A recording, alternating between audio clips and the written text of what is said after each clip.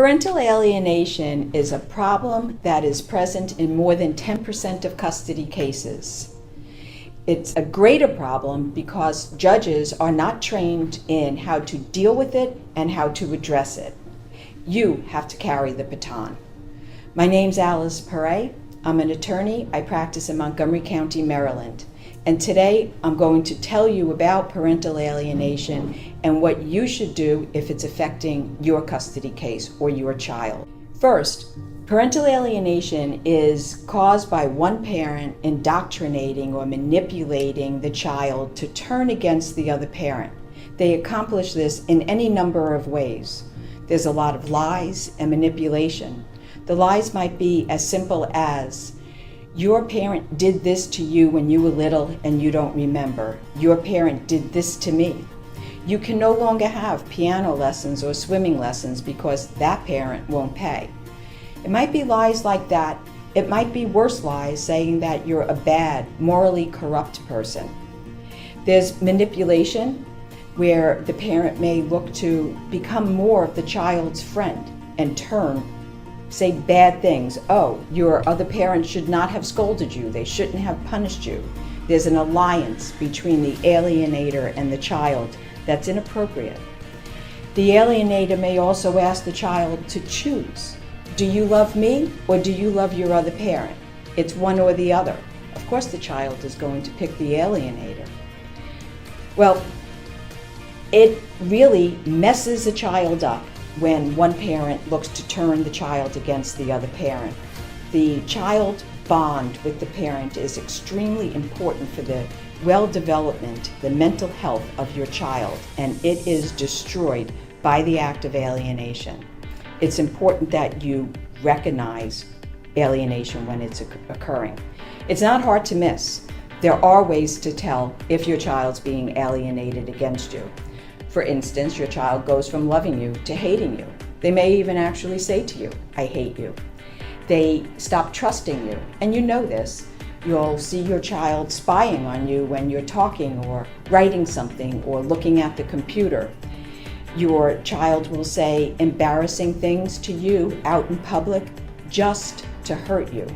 They're not going to listen to you. They may accuse you of being a bad person, of being hateful, disobedient. They will threaten you. They will stop coming to visit you. They'll say, I don't feel safe with you. All horrible, hateful things. The important thing that you have to remember is the behavior is the result of the other parent, not of the child. And you can't blame the child or ask the child to react maturely. Your child is being hurt emotionally.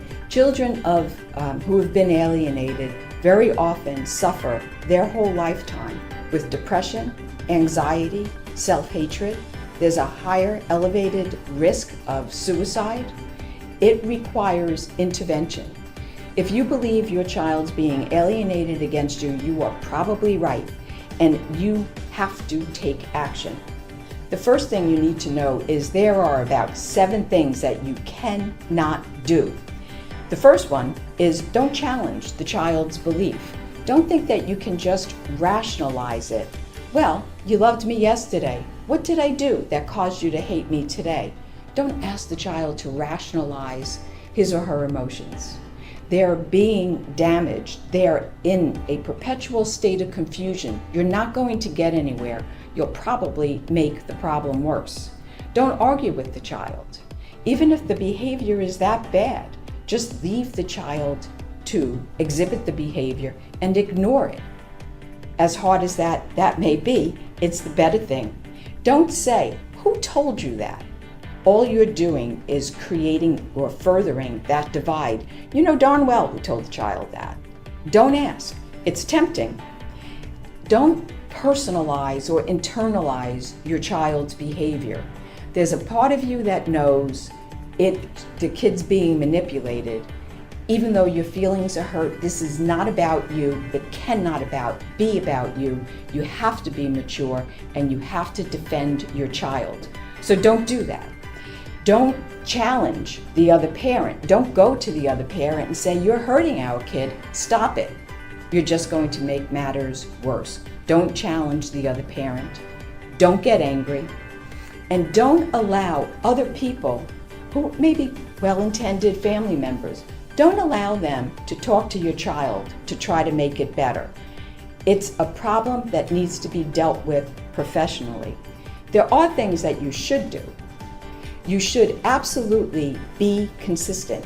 You should maintain your same access schedule. Say you have your child on a week-on, week-off basis.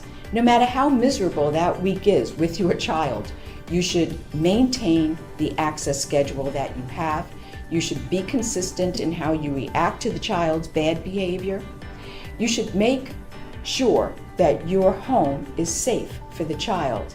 And I don't mean child-proof locks, I mean emotionally safe. That your child's not going to be challenged, that your child has room to decompress, to be alone, to explore. Make sure you have a safe home for your child. You might try to make peace with the other parent. Apologize if there's something that they think you did wrong, even if you don't think you did it wrong. If you could create peace in the valley, chances are you might be able to overcome some of the obstacles. But I think the most important thing that you have to do is to involve the help of an experienced, well-educated reunification therapist. Experience is key. It's a very, very complex dynamic that gets put in motion when the parental bonds are destroyed and need to be fixed. So an experienced reunification therapist. And you might actually meet resistance from the other parent. There's a good chance that you're not going to be able to get this under control and that you're going to have to litigate. So let's take a look at that. If you have to litigate and the issue of parental alienation is in your custody case, you need to prepare for trial long before the other parent, the alienator, knows that you're planning to go to trial. What you're looking for is you're looking for evidence of the alienation, that the other parent is alienating, and that your child has been or is being harmed. So you look at things like the text messages. Try to download your kid's phone, get those text messages, especially the text messages between your child and the alienator. Emails, the same thing, especially that between the alienator and your child. You look at your child's social media accounts, download as much of that as you can, the child's communications with their other friends, all of that. Gather that evidence collected. You may also try to do some research attorneys who have experience dealing with parental alienation in their custody case, so you know that these concerns are going to be addressed. If you are lucky enough to have your child working with a reunification therapist, you may ask for who's a specialist who can explain to and train the court in what's involved in parental alienation, that parental alienation exists here, and how it's best to respond to the alienation. It is a very specific harm to a child, and it's very specific actions that have to be taken.